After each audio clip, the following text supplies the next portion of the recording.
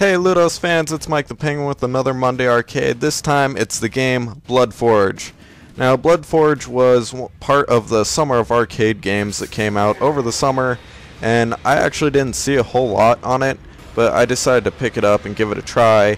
The graphics certainly look kind of cool, and they look a lot Skyrim-ish, sort of say, but for an arcade game that's actually really good.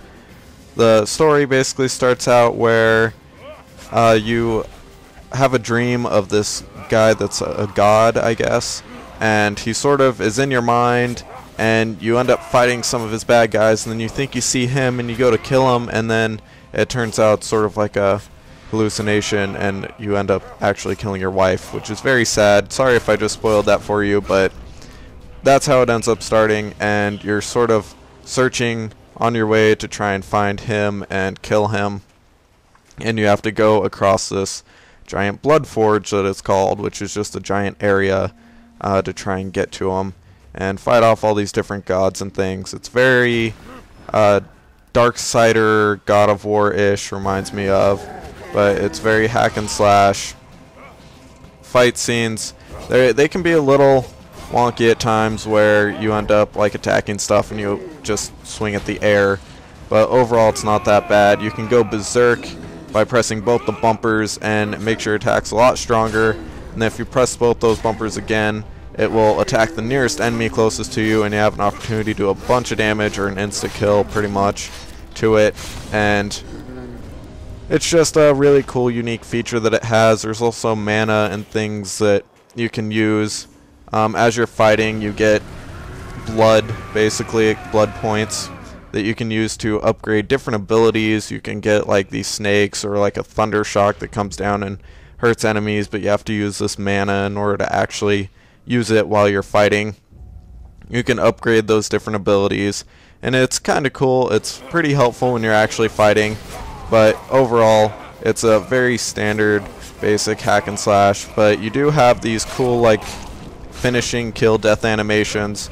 There's a ton of blood in this game, and there's a bunch of different weapons that you can use to go ahead and take out your vengeance on the enemies. There's like these claw things, there's a sword, there's a hammer, and the basic attacks, you end up pressing the same buttons, but they end up doing different things with the different weapons.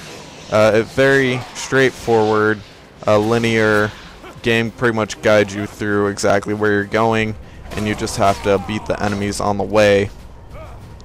A lot of it you can end up just running around trying to get these rock piles that have health in it for you, because if you're not careful you can end up losing health pretty quickly and then end up dying. There's a lot of dodging that you have to do in this game and then just end up fighting, so it gets quite a bit repetitive.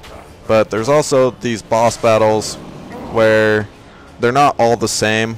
They have different things about them and usually have different stages to them too. They can be kind of fun, but some of them, once again, can be pretty repetitive. So overall, if you want to pick up this game, it's 1,200 Microsoft points. It's not that bad. It's got pretty good graphics. The game can be a little dark, and after a while my eyes started to hurt a little bit. But the actual killing stuff and the special finishing moves that you have can be pretty fun and pretty satisfying, but it's definitely a very gory game. If you want to pick up the game, it's 1,200 Microsoft points, Xbox Live Arcade, and if you're someone who wants to take on the game, go on ahead. But if you'd like to see some gameplay of it first, go ahead and check out my channel at www.youtube.com/MikeThePenguinn. Thank you for watching.